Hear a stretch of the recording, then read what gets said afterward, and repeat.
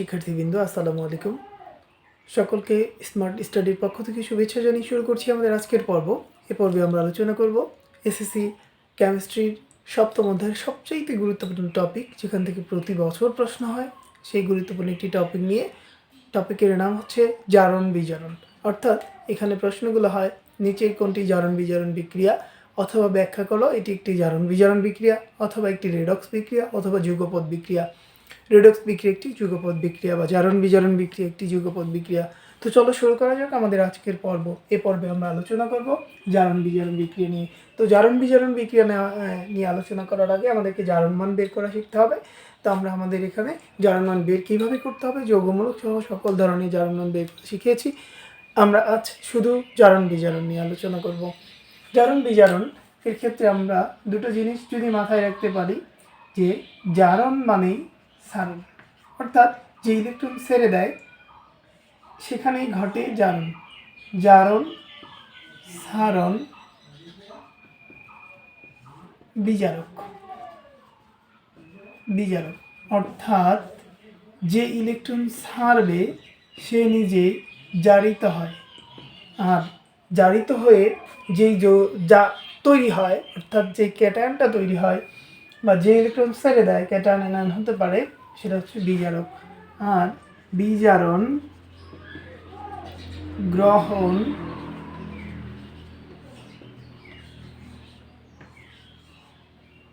বিজারিত হয়, জারক তৈরি করে। অর্থাৎ জারণ সারণ, অর্থাৎ যেখানে ইলেকট্রন ত্যাগ ঘটে, মানে জারণ সারণ বলতে ত্যাগ, জারিত হয়ে বিজারকে পরিণত হয়, বিজারক পদার্থে পরিণত হয়, এবং বিজারণ বিক্রিয়ায় ইলেকট্রনের গ্রহণ ঘটে এবং সে নিজে ইলেকট্রন গ্রহণ করে বিজারিত হয়, বিজারিত হয়ে সে একটি জারক পদার্থে পরিণত করে। এবং এখানে আমাদের আরেকটা জিনিস মাথায় রাখতে হবে, জারণ মান বাড়লে জারণ বিক্রিয়া, জারণ বিক্রিয়া। আরেকটি হচ্ছে জারণ মান কমলে বিজারণ বিক্রিয়া। এটুকু জিনিস যদি আমরা মাথায় রাখতে পারি, তাহলে আমরা এই অধ্যায় জারণ বিজারণে আমাদের আর কোনো সমস্যা হবে না।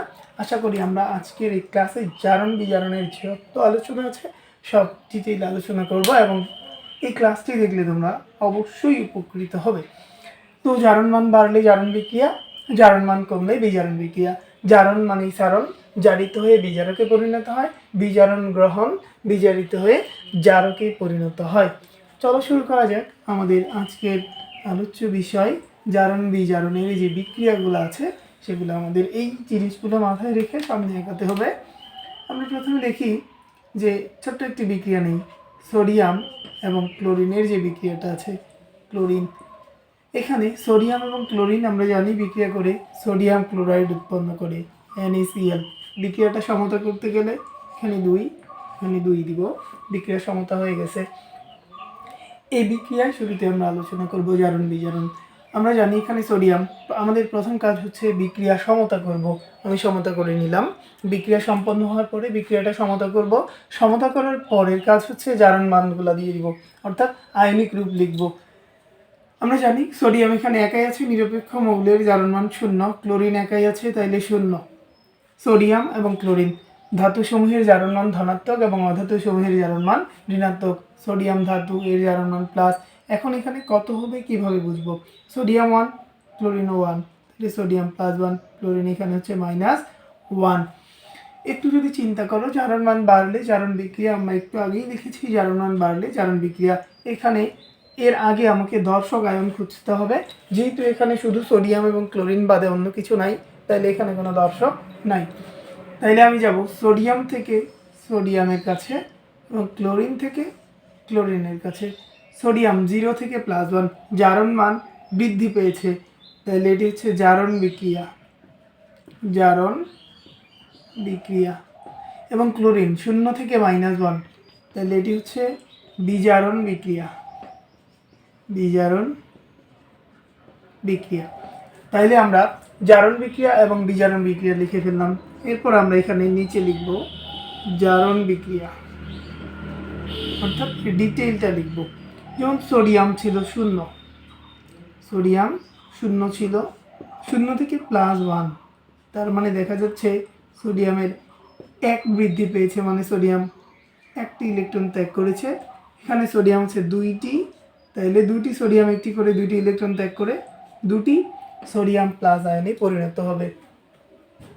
বিজারণ বিক্রিয়া, বিজারণ বিক্রিয়া, বিজারণ বিক্রিয়া দেখা যাচ্ছে ক্লোরিন 0 ছিল, আমি আগে একটার হিসাব করি। তাহলে যেহেতু একটা সোডিয়াম একটা ইলেকট্রন ত্যাগ করে, তাহলে 2টা সোডিয়াম 2টা ক্লোরিন 2টা ইলেকট্রন, একটা সোডিয়াম একটা ইলেকট্রন ত্যাগ করে, একটা ক্লোরিন একটা গ্রহণ করে একটা Cl মাইনাস আয়নে পরিণত করবে। যেহেতু 2টা ছিল এখানে, তার মানে 2টা এখানে হবে 2। এখন জারককে আর বিজারককে, এখানে জারক হচ্ছে জারণ, সারণ, বিজারক, তার মানে এখানে সোডিয়াম হচ্ছে বিজারক এবং বিজারণ গ্রহণ জারক, তার মানে জারক হচ্ছে Cl2 আর বিজারক হচ্ছে বিজারক 2Na0। এটি হচ্ছে বিজারক এবং সোডিয়াম হচ্ছে বিজারক। এই হচ্ছে জারণ বিজারণ বিক্রিয়া। তো এটা লিখবো কিভাবে, লেখার নিয়ম আছে। এটা হচ্ছে প্রথমে আমরা লিখব উদ্দীপকের বিক্রিয়াটি সমতা করে পাই, এরপরে লিখব বিক্রিয়াটির আয়নিক গ্রুপ, লিখে আমি বিক্রিয়াটি লিখব, তারপরে লিখব জারণ বিক্রিয়া কাকে বলে, বিজারণ বিক্রিয়া কাকে বলে, জারণ বিজারণ বিক্রিয়া কাকে বলে, তারপরে এইটুকু লিখে শেষে একটু লিখে দিব যে এখানে সোডিয়াম 2টি ইলেকট্রন ত্যাগ করে, 2টি সোডিয়াম 2টি ইলেকট্রন ত্যাগ করে সোডিয়াম প্লাস আয়নে পরিণত হয় এবং 2টি ক্লোরিন 2টি ইলেকট্রন গ্রহণ করে Cl মাইনাস আয়নে পরিণত হয়। এখানে ক্লোরিন হচ্ছে জারক এবং সোডিয়াম হচ্ছে বিজারক। তো চলো আমরা আরেকটি বিক্রিয়া দেখি যেখানে দর্শক আয়ন আছে। যেমন আমরা যদি হচ্ছে জিঙ্ক এবং হাইড্রোজেন সালফেট নিয়ে আলোচনা করি, তাহলে এখানে উৎপন্ন হবে জিঙ্ক সালফেট প্লাস শুধু হাইড্রোজেন। তো বিক্রিয়াটা অলরেডি সমতায় আছে, যেহেতু জিঙ্ক 0 একাই আছে, সালফেট তোমরা এখানে জানো যে সালফেট হচ্ছে একটি যৌগমূলক, যৌগমূলক হচ্ছে এখানে একটি মৌলের ন্যায় আচরণ করবে।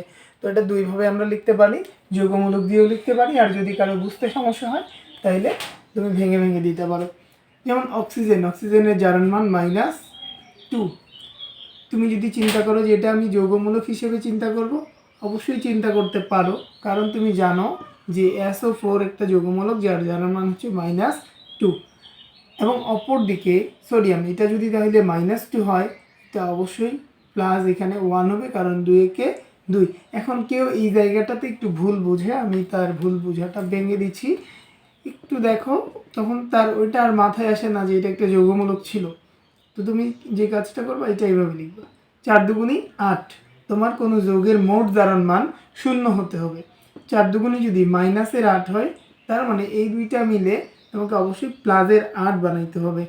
তাইলে এইটা আমরা জানি, সালফারের এখানে যদি, হাইড্রোজেনের এখানে যদি আমি +1 দিই, তাহলে 2 একে 2, তাহলে আমি +2 পাচ্ছি, আমার আরও +6 বাকি আছে, তাহলে এখানে হবে +6, তাহলে +6, তাহলে এখানে +6 আর 2 যোগ করলে হচ্ছে 8, -8 ইকুয়াল হচ্ছে 0। তাইলে যদি কারো বুঝতে সমস্যা হয় অবশ্যই সে এভাবে ভেঙে ভেঙে নিবে। তাহলে আমি এখানে ভেঙে দিচ্ছি না, বুঝিয়ে দিলাম যে এটি একটি যৌগমূলক, এর জারণ মান হচ্ছে মাইনাস, এই জন্য এটা আর ওখানে গুণ হয় নাই। আর যদি এভাবে চিন্তা করো তাহলে 4 দুগুণী 8 আর এখানে তাহলে +6 দিবা, দুটাই সঠিক, -2 +6 আর এখানে হচ্ছে প্লাসের, তাহলে এখানে যে 4 দুগুণী 8, তাহলে এখানে দিতে হবে 2। এভাবে না দিয়ে এভাবে দিতে পারো, কোনো সমস্যা নাই, যে যেভাবে বুঝবা সেভাবেই লিখবা। এখানে হাইড্রোজেন হচ্ছে 0 হবে। তো জিঙ্ক আমরা জানি দর্শক খুঁজে বের করতে হবে, এখানে সালফেট এবং এই পাশের সালফেটের মধ্যে জারণ মানের কোনো পরিবর্তন হয় নাই। যাদের জারণ মানের কোনো পরিবর্তন হবে না তারাই দর্শক আয়ন। যেমন এখানে দর্শক হচ্ছে তারাই যাদের জারণ মানের পরিবর্তন হয় না। সালফেট, সালফেট জারণ মানের কোনো পরিবর্তন হয়নি, তাহলে এখানে এই সালফেট আর এই সালফেট এটাই হচ্ছে দর্শক। আমরা এবার জিঙ্ক থেকে জিঙ্কের কাছে যাব, হাইড্রোজেন থেকে হাইড্রোজেনের কাছে যাব। জিঙ্ক হচ্ছে এখানে 0 থেকে +2 হয়েছে, তাইলে জারণ বিক্রিয়া, জিঙ্কের এখানে ঘটেছে জারণ। আর হাইড্রোজেন হচ্ছে +1 থেকে 0 হয়েছে, তাহলে হাইড্রোজেনের ঘটেছে বিজারণ, বিজারণ বিক্রিয়া। তাহলে যেহেতু জারণ বিক্রিয়ায় জিঙ্কের ঘটনাটা আমরা এখানে লিখে ফেলবো, জারণ বিক্রিয়া। অবশ্যই তোমরা হচ্ছে একইভাবে জারণ বিজারণ শিখবা, কারণ একটা বা দুইটা জারণ বিজারণ শিখলে তুমি সবগুলো পারবা। বইয়ে এগুলা বিভিন্ন বইয়ে বিভিন্নভাবে লেখা আছে, যে কোনো একটা নিয়ম শিখে নিবা ভালো করে জারণ বিজারণের।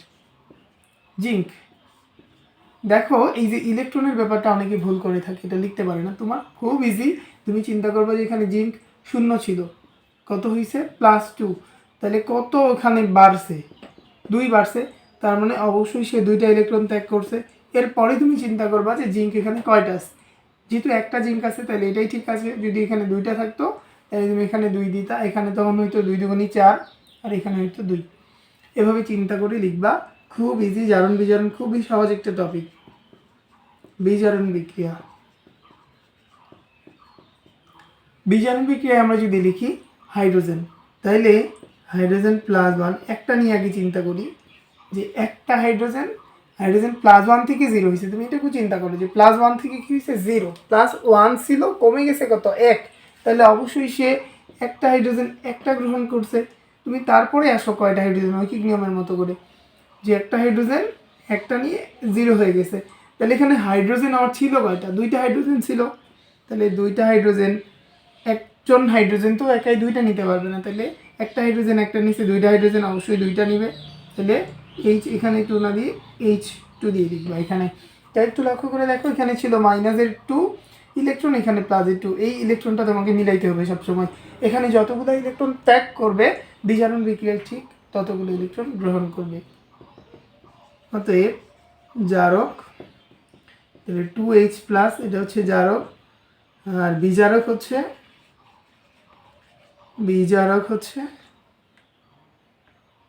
জিঙ্ক। এই হচ্ছে জারণ বিজারণ। তোমাদের যদি জারণ বিজারণে কোনো সমস্যা মনে হয় অবশ্যই কমেন্টস করে জানাবা, এবং তোমাদের যদি আরও কোনো ক্লাস প্রয়োজন হয় কমেন্টে জানাবা। সকলকে অসংখ্য ধন্যবাদ সাথে থাকার জন্য। আল্লাহ হাফিজ।